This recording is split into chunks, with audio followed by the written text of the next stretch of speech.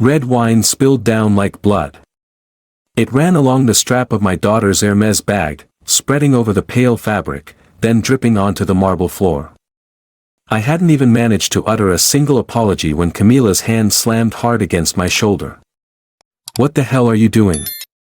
The sound of the glass shattering, the people around falling silent. The entire luxurious banquet room in Los Angeles froze. The crystal chandeliers above still blazed, reflecting the red wine like blood running over my daughter's bag. I stood frozen. Camilla shoved me down. The sound of a 72-year-old woman hitting the marble floor rang out like the shattering of porcelain. "Oh my God, you're such a low-class disgrace!" Camilla screamed, her voice echoing in the air thick with horror and contempt. And then, a wet, slapping sound. She spat on my face. Amid the soft music that had just been cut off, among the aristocratic, judgmental stares, that spit fell on my cheek, burning and humiliating more than any slap could ever be. I heard someone gasp. Someone giggled.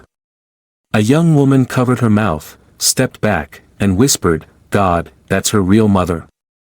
I felt myself falling apart. Not because of the fall, but because of the spit. Camilla leaned down, the light reflecting in her eyes sharp as a blade. "You made me look like a fool in front of the entire city, do you understand? The entire city." I opened my mouth to speak, but my voice was trapped in my throat. Every word got stuck behind decades of endurance, silence, and love. My hands trembled, and the laughter around me broke apart like needles pricking into my skin.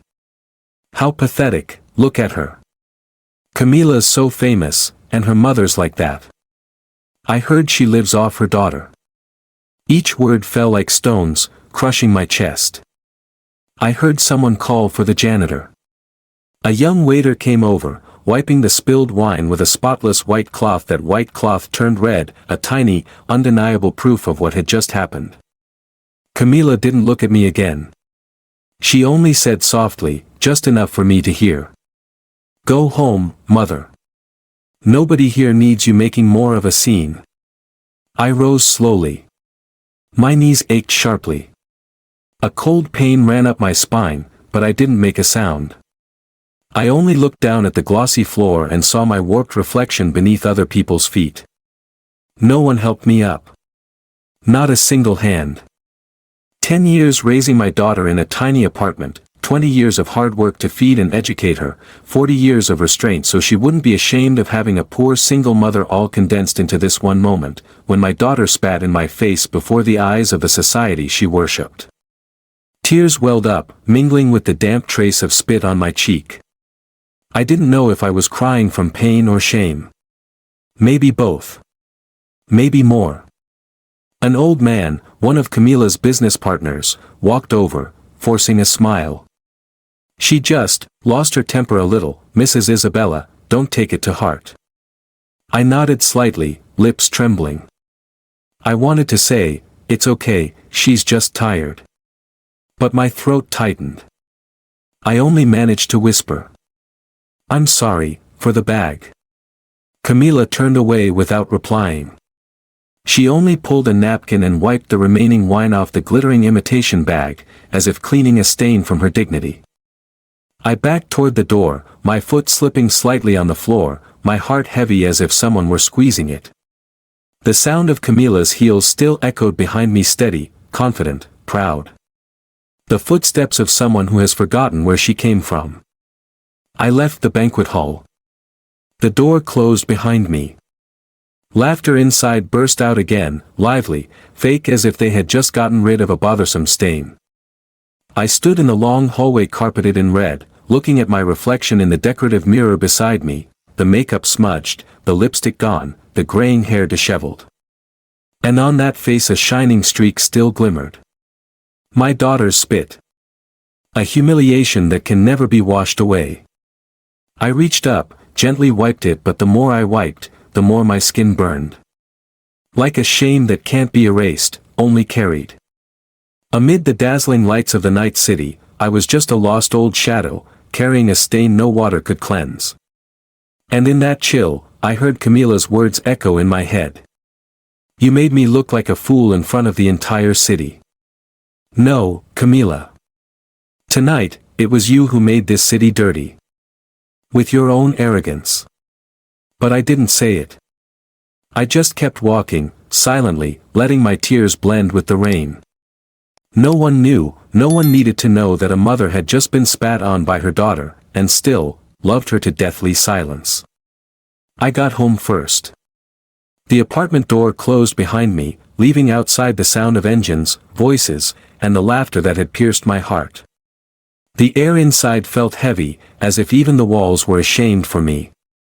I flipped the light switch. The warm yellow glow spread across the spacious, elegant living room, where everything belonged to Camilla, the German sofa, the French velvet curtains, the crystal vase on the table, and the magazine photos of her proud face, curved lips, arrogant eyes.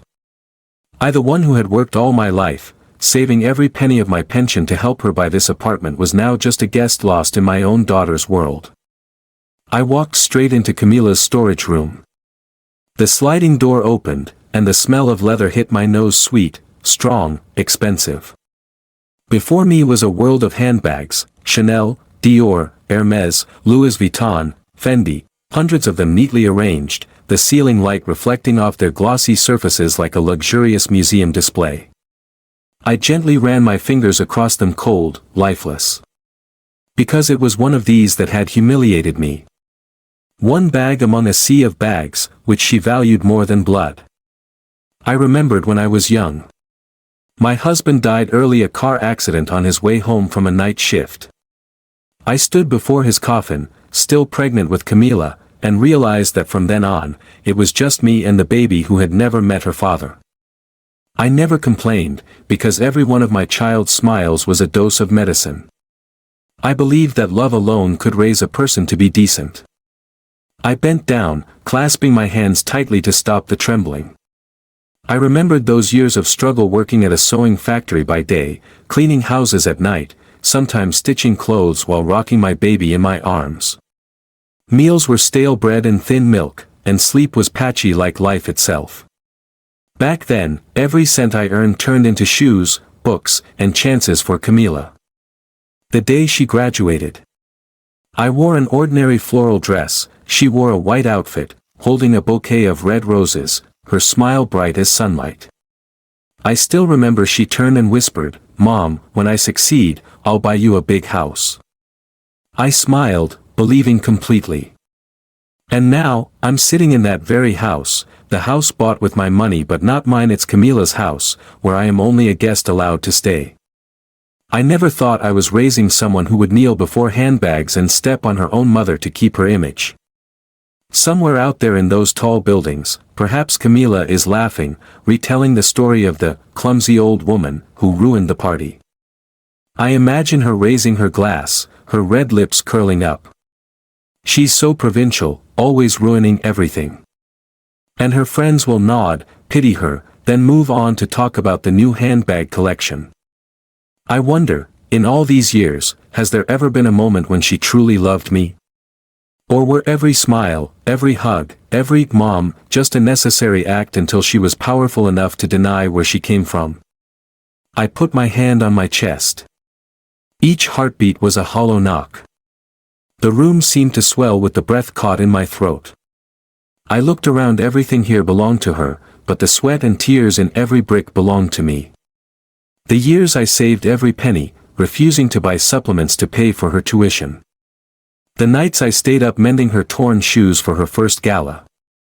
Each drop of sweat now wiped clean from memory, as if I had never existed.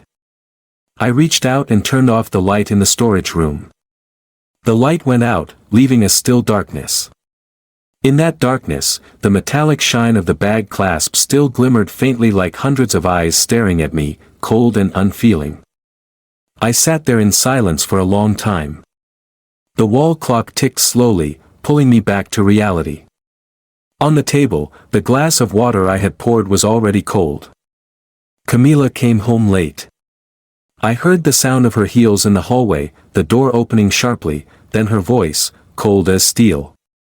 "Hope you learned your lesson tonight." I didn't reply. She went straight to her room, the door slamming shut. That sound echoed like a full stop. I still sat there, my hands clutching an old photograph until it crumpled. I didn't know when my tears started to fall. I only knew something inside me had just died like the light in this house.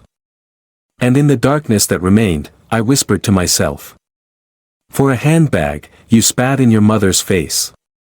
In the days that followed, the house became frighteningly quiet. Camila still moved about like a queen, her high heels clicking on the tile floor, French music floating evenly through the living room, the scent of expensive perfume spreading down the hallway. Only I, the shadow drifting silently through that mansion, shrank smaller each day, so quiet I felt like a stranger to myself. Every morning, she passed by me with a blank face, glancing with cold eyes. Sometimes, Camila smiled, not the smile of a daughter, but the smile of someone reminding her victim, you deserved it. One morning, while I was making tea, she spoke like throwing a knife. About that bag the other night. You should take responsibility, shouldn't you? I froze. That bag. It cost $20,000, she cut in. I don't need your apology. I need you to pay for it. Pay for it. Those two words echoed in my head, cold as a locking door. I never thought my daughter would ask me for money over a wine stain, but I was wrong. She saw me as an outsider, demanding fairness more than ever. I sat there, silent, speaking softly. I have no money left, Camila. All my pension went toward this house. You know that. She shrugged, sneering. Then borrow from someone. Isn't Mrs. Helen still fond of you? Her voice was cold as steel.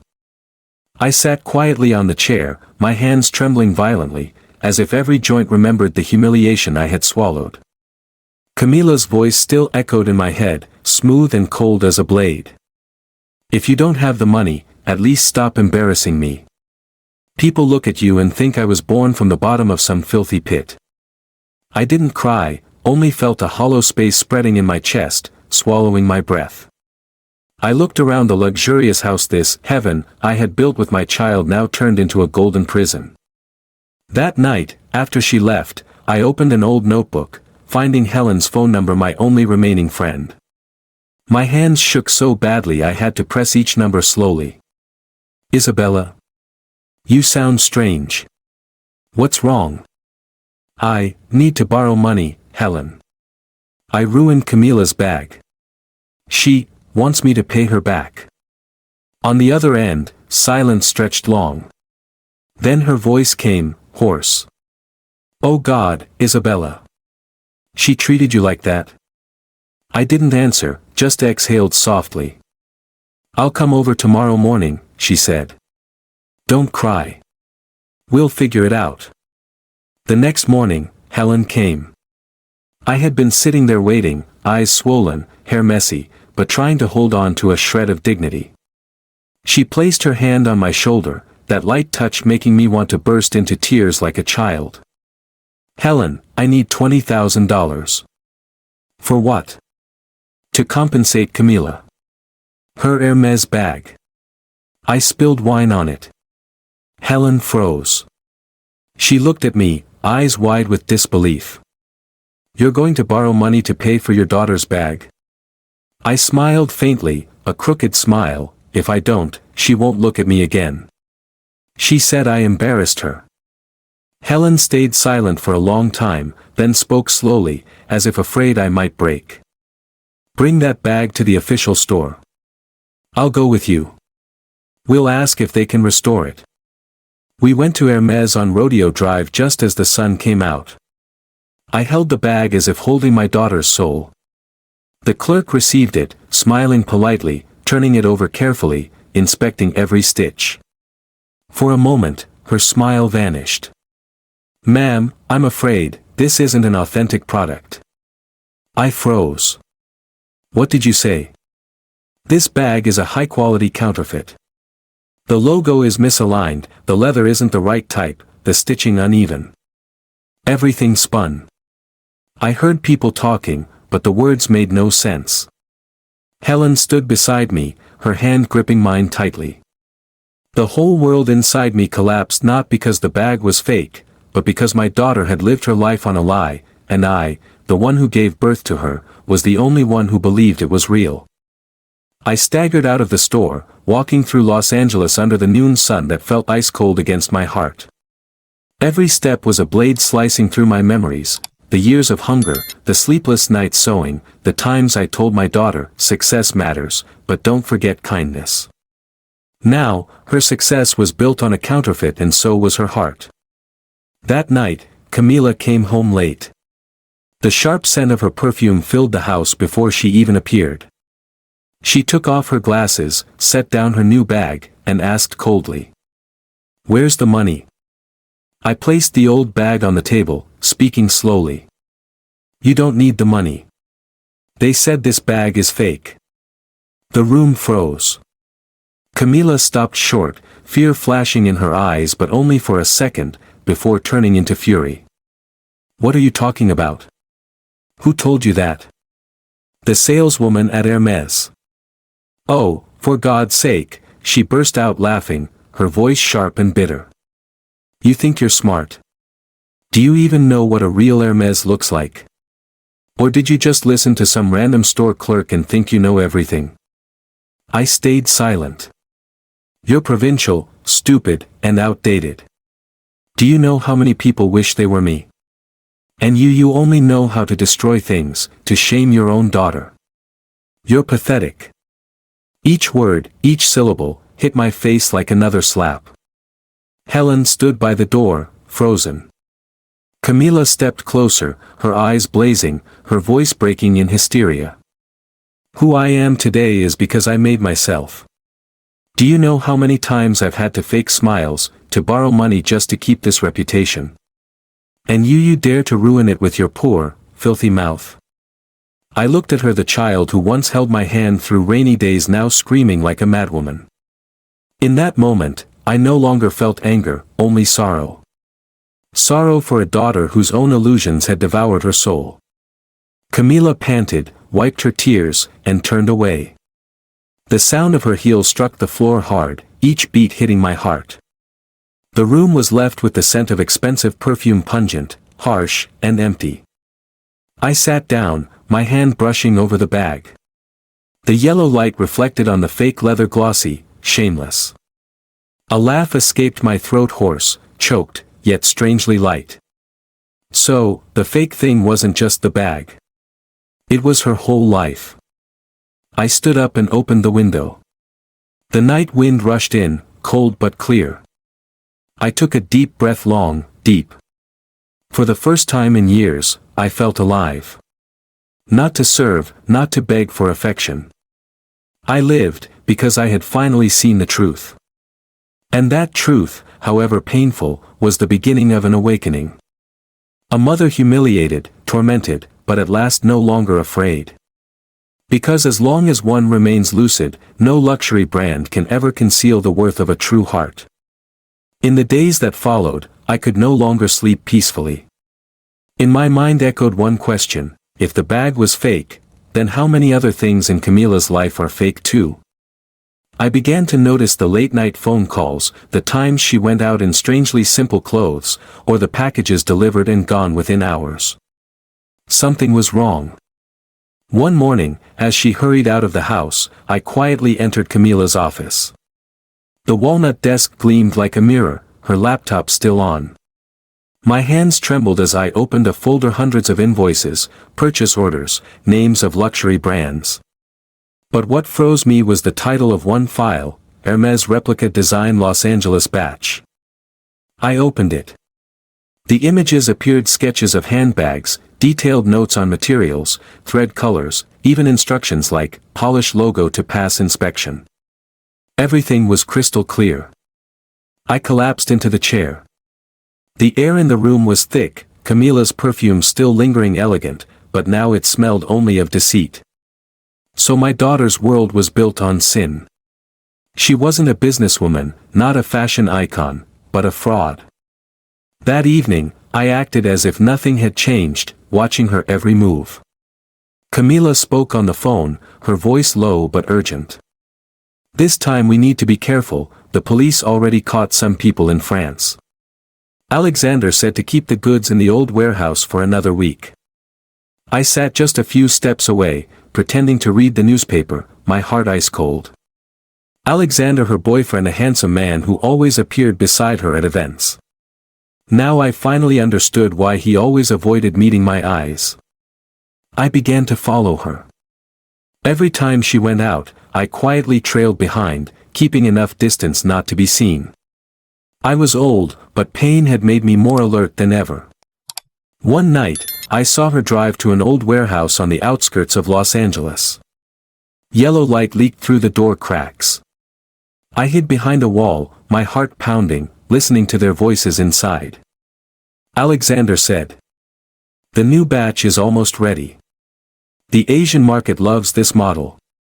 Camila replied, her voice cold and sharp as a knife. "Good. I'll launch the promotion campaign. No one will ever find out. They only need to believe in my name." My face burned.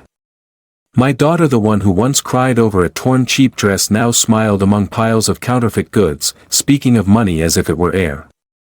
I left silently, afraid even my footsteps might betray me to the wind. That night, I pieced together every fragment of memory. The luxury items in the house. The rumors that Camila has access to rare goods. The handbags I'd seen with wrong labels. Everything pointed to one truth. My daughter was running a counterfeit luxury goods operation. A chilling thought struck me: if this were exposed, the newspapers wouldn't just mention her name. They'd say, Camila's mother, the woman humiliated at the party, turns out to be the mother of a criminal. Once again, I would be dragged down with her. That night, I couldn't sleep. In the dark, I looked at my late husband's photo beside one of me holding our daughter as a child. The light reflected on her innocent smile. Each memory cut into me like a knife. I had spent my life raising someone who was now destroying every value I once believed in. Then one evening, fate knocked. I was cleaning the room when I heard Camila talking low, urgent, hissing. "She's found out something. We need to make her legally incompetent." I froze behind the door. That was me. Alexander's voice on the other end sneered. "Easy. I know someone in the system. A fake medical report, a few signed documents, and that's it. The old lady will be sent to a mental institution before she can open her mouth." Camila stayed quiet for a moment, then said softly, cold as ice, "Do it quickly. I don't want any trouble before the new investment deal." I covered my mouth, afraid my sob would escape. That was it. My daughter, the child I had protected, was now hiring someone to destroy her own mother. The next morning, Camila appeared with a fake smile. "Mom, I think you should get a checkup. You've been so anxious lately, forgetting things. I'm worried about you." I looked at her, forcing my voice to stay calm. "You're worried about me?" "Of course," she replied, her eyes full of performance. "The psychologist is great, he'll help you relax." I nodded, pretending to agree. But inside, I knew this was the first step of her plan to take everything. She began to take care of Mom excessively. Every morning, as soon as I opened my eyes, she was standing by the door with a tray. "Breakfast, Mom. I made chamomile tea for you." Her voice was sweet as sugar, but her eyes were cold as stone. Whatever I did, she stood nearby, quietly recording me with a small phone. At first, I didn't understand. But then I discovered the tiny camera hidden inside the flower vase in the living room. I sat and stared at it, blinking once. Twice. 3 times. Suddenly, I realized I was acting in a movie, one directed by my own daughter. Then things got worse. Camila began creating evidence for the insanity she wanted to fabricate. One morning, she released a small mouse in the living room, knowing well that I was terrified of mice to the point of a racing heart. I heard the rustling sound, saw that tiny shadow dart past my feet, and screamed, stepping back, knocking a vase to the floor. Immediately, Camila came in from nowhere, shouting, "Mom! Stop throwing things! Are you having another episode?" She yelled loud enough, just enough for the camera to record everything. I stood frozen, breathing heavily, staring at her. In the light, I saw a faint smile flicker at the corner of her lips, thin, sharp, and poisonous as a blade. That night, I checked the whole house. In the flower pot, behind the painting, inside the lamp, everywhere there were tiny cameras. At least 6 of them, pointed toward the places I usually passed through in the house. She wanted to film me losing control, screaming, breaking things, to hand over to a fake doctor and the court. I sat at the table, my finger touching the cold wooden surface. I didn't cry anymore. I just felt my heart like a still lake. The next morning, Camila entered my room with a caring look. "Mom, I think you really should see a psychologist. He's very kind, he's agreed to come to the house to help you." "Help me?" I smirked. "Or help you finish the paperwork?" She flinched, then quickly regained her smile. "You're being paranoid again. I just want you to feel better." I didn't answer. I looked deep into her eyes, and at that moment, she looked away. That afternoon, the doctor came. A young man in a gray suit, glasses, gentle voice. He asked me simple questions. "Do you remember what day it is today? Do you often feel sad or angry for no reason?" Camila sat nearby, taking notes like a perfect nurse. Every time I tried to speak, she interrupted, smiling sweetly. "Mom forgets a lot, doctor. Lately she's been talking to people who aren't real." I looked at her, my chest tightening. So this was the mental incompetence they wanted me to become. I stayed silent the entire session. No resistance. No explanation. They thought I was weak. They thought I was afraid. That night, I tiptoed into Camila's office while she slept. On the desk was her laptop, still on. I saw video files neatly labeled, "Mom arguing 1, Mom losing control 2, evidence week 3. I scrolled through them. In them, she had cut and edited clips of me startled by the mouse, or dropping a glass of water, then overlaid fake screaming sounds recorded by her own voice. Everything looked terrifyingly real. I turned off the computer, quietly took out a small hard drive, and copied all the data. She wanted me insane. Fine. I would be insane, but in my own way. Camila thought I was just a frail old woman losing her mind, soon to be sent to a mental hospital. But in that role of insanity, I would hide my clarity and wait for the right moment to turn it all around. For the first time in months, my heart pounded not from fear, but from being alive again. The darkness filled the house, but this time, I didn't feel cold. I saw clearly, every move my daughter would make, and with each one, I would move a step ahead. I began to act. Quietly, methodically, without leaving a trace. The next morning, after Camila left for work, I waited for the door to shut before standing up. My heart beat fast, but my mind was clear, almost sharp. I knew exactly what I had to do first: find an ally. The first person I called was Ray, a retired investigator who had once helped me recover a keepsake of my late husband that was lost years ago. We weren't close, but he was trustworthy. His voice was rough, a bit dry. "Mrs. Isabella? It's been ages since I've heard your voice. What's got you shaking like that?" I answered slowly, "I need your help. It's not a small matter." That afternoon, I went out as usual, carrying my shopping bag, but inside the lining was the hard drive containing all the evidence. I went to the old cafe on Melrose Avenue, where Ray was already waiting. He sat with his back to the door, calm but alert. "Good, you're here," he said quietly. I placed the hard drive on the table. "My daughter Camila and her lover Alexander, they're running a counterfeit luxury goods ring. Now they're trying to have me declared insane to cover it up. Ray opened his laptop, plugged in the drive, watched a few video clips, then smirked. She's stupid. No child stabs their mother's heart like this and walks away clean. He looked up, voice low and firm. We can bring them down, but we'll need a good lawyer. I know someone, I replied. The name appeared instantly in my mind, Lucy, an old friend, once a lawyer, now working for an organization protecting elderly people from abuse. Ray nodded, cautious. Good. But let them believe you're weak, unstable, just like in their script. I smiled faintly. They've forgotten, Ray. I survived my husband's death, and poverty itself. I'm not afraid of the truth. He chuckled dryly. Then let's begin. It's our turn to set the trap. I clutched my coat pocket, feeling the hard drive grow heavier, not just data, but a weapon. For the first time in my life, I was no longer the humiliated mother. I was the one who would expose her daughter.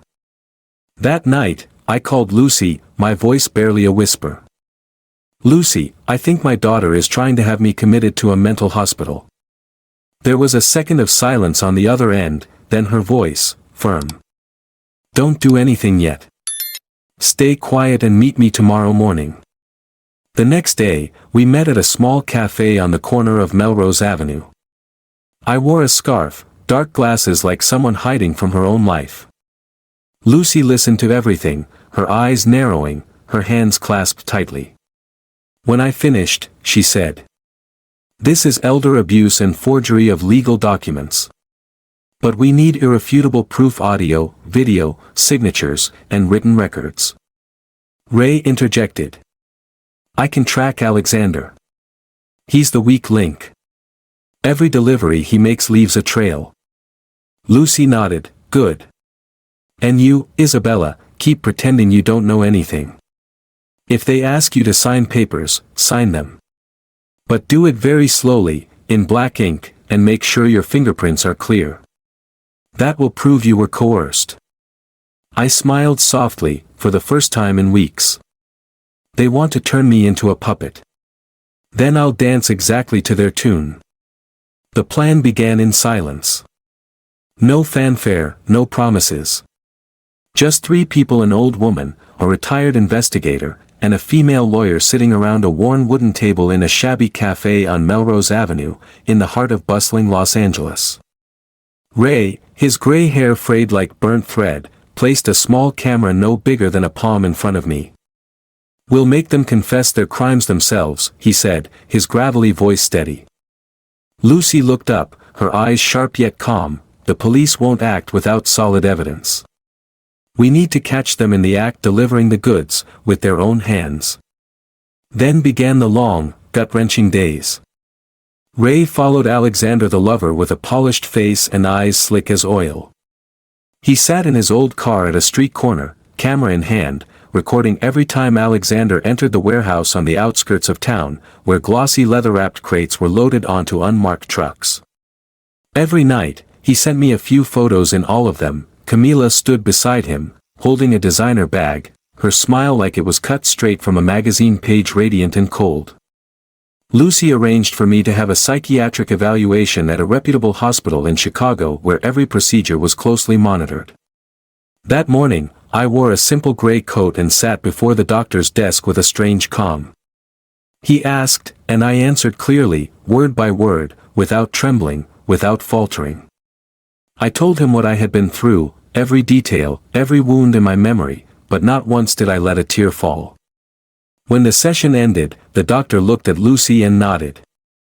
"Mrs. Isabella is completely lucid, fully aware of her actions. No signs of delusion or psychological disorder."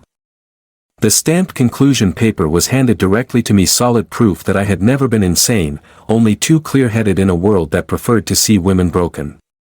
Lucy worked in the shadows. She compiled every photo, every audio clip, every forged invoice Ray had gathered, building a secret case file, Operation Mirror. "So they can see themselves," she said. A week later, Ray called with news. "They're about to make the biggest delivery. A businessman from Singapore placed the order. I knew that businessman didn't exist. He was Lucy's man, an undercover officer. A perfect trap. From that day on, I returned to my role, the confused, vacant mother, wandering by the window. Camila smiled, patted my shoulder, called me her good mom. I let her. Every word, every step she took was already under Ray's microphone. The night before the delivery, I couldn't sleep. I sat in the dark, listening to the ticking clock, my heart hollow yet tight like a stretched string. I knew that in just a few days, Camila's perfect mask would crack. By noon, rain poured down. I sat by the window, watching the flooded streets of Los Angeles. Outside, Ray was already in position. The police were hidden in the truck loaded with counterfeit goods. When the clock struck 12, my phone vibrated. Everything is ready. Somewhere, Camila was smiling, signing for the last counterfeit shipment of her life. Then the sirens ripped through the air. I knew it was over. Around 10 o'clock, Ray texted. The police are ready. Waiting for Lucy's signal. I set the phone on the table, feeling my heartbeat steady, solid. No more trembling, no more fear.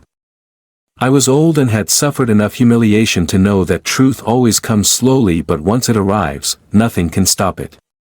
I stood by the window, watching raindrops slide down the glass, a strange peace filling me. Ray texted again. We're moving. They're approaching the south warehouse. I closed my eyes, picturing the scene. A large warehouse, dim yellow lights shining on crates stamped with Hermes, Chanel, Dior logos. Camila and Alexander checking items, laughing, signing shipping papers. Then the door bursting open, voices shouting. Police! Nobody move! The image was so vivid I could almost hear Camila's scream. By late afternoon, just as I expected, the doorbell rang. 2 plainclothes officers entered, with Lucy.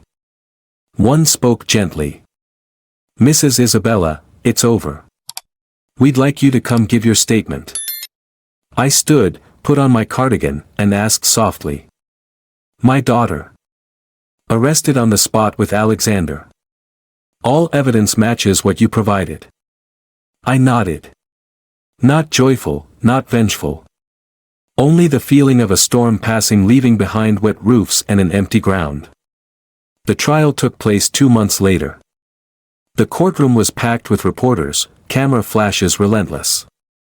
Camila sat in the defendant's seat, hands cuffed, her face pale, the once proud eyes now hollow with fear. Alexander sat beside her, head bowed. When I entered, the room buzzed. Someone whispered, that's her, the mother her daughter humiliated. But I didn't listen. I only looked at Camila. She avoided my eyes, trembling slightly. Her lawyer tried to argue that all actions were due to work pressure, but when the videos and recordings played, the room fell silent. I looked down at my clasped hands and thought silently. That's the moment you sentenced yourself, Camila. Ray took the stand, presenting the investigation of the counterfeit ring, hundreds of fake handbags, forged invoices, money transfers. Lucy submitted the documents proving my sanity. Everything came together into one complete picture, Camila deceitful, fraudulent, and unfilial. When the judge delivered the verdict, the gavel struck. 12 years in prison for Camila Rivers for fraud and document forgery. 13 years for Alexander on the same charges. The courtroom erupted. Camila screamed, no. I didn't mean to. Mom, say something. Mom. I stood up. Walked slowly forward, looked straight into my daughter's eyes, the eyes that once held childhood, now only despair. I spoke, my voice hoarse but clear. What you stained wasn't a handbag, Camila, it was your own bloodline. She broke down, collapsing. The reporters' cameras flashed like metallic rain. I turned away, walked out of the courtroom without looking back. Outside, Los Angeles was in autumn. A light wind, the smell of dry leaves mixed with coffee from a nearby cafe. Lucy waited, handing me a shawl. "It's done, Isabella. You did it." I shook my head slightly. "No. I didn't do anything. The truth found its own way." We sat on the sidewalk, watching the people pass. In the distance, the giant billboard that once bore Camila's face had been taken down. In its place was only a blank wall, faded paint peeling like her life itself. I looked up, eyes burning, but my heart lighter. The storm had passed. No more fake laughter, no more hidden cameras, no more image of a humiliated mother. Only me, old but lucid and free. News of the trial spread across Los Angeles within hours. Headlines screamed, "Fashion entrepreneur Camila Rivers' counterfeit luxury ring exposed by her own mother." I read that line in a small cafe near St. Mary's Convent, where I used to go every Sunday morning. My coffee grew cold, but I felt no triumph. The victory of justice is never joy, only the world restoring order to what had been twisted for too long. But that order was not peaceful. The customers who had once bought from Camila were furious. They gathered at her former company headquarters, holding banners demanding compensation, demanding a harsher sentence. Some even sent letters to my house, calling me the mother of a fraud, blaming me, saying that if I hadn't stayed silent, hundreds of people wouldn't have been deceived. I didn't blame them. In their eyes, I was a mother, and a mother is always partly responsible for her child's sins. I told Lucy and Ray, I want to compensate them. Even if only spiritually. Lucy was stunned. "Isabella, you have no obligation to do that. Camila must take full responsibility." I shook my head softly. "I'm not doing it to forgive her. I'm doing it to free myself." So I sold everything I had left: the apartment, the jewelry, even the old gifts my husband once gave me. Every dollar I owned went into a compensation fund for those who had been harmed. Ray objected, "You'll have nothing left for your old age." I smiled faintly. Someone who has already lost faith in her own child has nothing left to fear losing. The next month, I went to oversee the retrieval of the remaining counterfeit products. A huge warehouse, low ceiling, the smell of synthetic leather thick in the air. Hundreds of handbags lay in boxes, each one checked, sealed, then taken away for destruction. The fire rose high, blazing red. I stood watching, feeling as if layers of memory were burning with it: Camila's childhood days, the times I mended her shoes for school, the foolish hopes that, as long as she's successful, that's enough. Black smoke curled upward, stinging my eyes. But amid the heat, I felt my heart grow cold and strangely light. After that, I became empty. No more house, no more possessions, and the daughter I once had now serving her sentence in San Diego prison. I still received letters from her lawyer, saying she had filed for a sentence reduction, along with a few handwritten letters trembling with regret. "Mom, I'm sorry. I was scared, I lost control." I read them, folded them, and left them unanswered. I didn't hate her, but I wasn't yet generous enough to forgive. Forgiveness requires love, and I was still learning to love myself after 72 years of only loving others. One afternoon, I visited St. Mary's Convent, once a refuge for elderly, lonely women. The courtyard was filled with lavender, its scent gentle and calm, so quiet I could hear the wind passing through the old wooden windows. Sister Mary, who managed the convent, recognized me from the news. "Mrs. Isabella, is that you?" I nodded slightly. She looked at me, her eyes kind. "You've endured much. But here, we only care about those who still have hearts capable of love. Would you like to stay and help us? We care for a few orphans." I agreed. Without hesitation. From then on, my life settled into a different rhythm. In the mornings, I woke early, helping the sisters cook for the children. At noon, I told stories, read books. In the afternoon, I sat in the courtyard, mending clothes, teaching the girls how to sew straight stitches. The children called me Grandma Isabella. They laughed brightly, their eyes clear, not caring that my past was full of mud and blood. In their laughter, I found what I had lost all my life, simple peace. One evening, Lucy came to visit. She saw me in my plain gray dress, hair neatly tied, knitting a sweater for a child. "Isabella," she said softly, "you look younger than when I saw you at the trial." I smiled. Maybe because I don't have to play a role anymore. I'm no longer a victim, nor anyone's mother. Just myself. We sat on the porch, watching the sun set behind the old stone buildings. The last golden light shone on the statue of the Virgin Mary, gentle and warm. I whispered, "Lucy, maybe this is what true justice is, not the sentence for my daughter, but the fact that I still had the strength to do what was right." Lucy nodded. "Yes.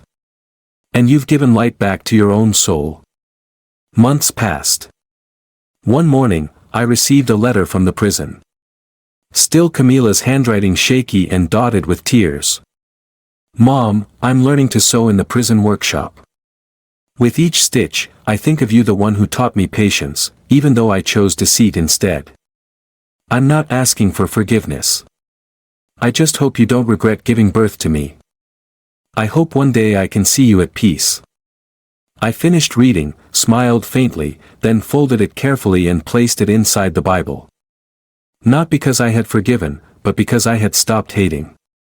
That afternoon, I went to the back garden, sitting among the lavender. The wind carried the scent of grass, the sky was clear. I looked out at the children playing, their laughter ringing through the sunset like a baptism song for a weary heart. 72 years of life I had lost almost everything: family, possessions, reputation. But now, I had found something no one could take away: the serenity of my soul. I looked up at the sky and whispered to myself, "At last, I'm free, Camila. Not free from you, but from the pain I once let you cause." The wind stirred gently, the lavender scent spreading through the air. And I knew, at last, I was free. The lesson from this story is, blind love cannot replace respect. When parents sacrifice too much, children may start to see that kindness as something they are entitled to. Silence isn't weakness, sometimes it's the clear strength to end the hurt. Mrs. Isabella didn't seek revenge, she reclaimed her dignity through truth and courage. The story reminds us that family bonds only have meaning when paired with gratitude, and forgiveness only has value when it begins with self-respect.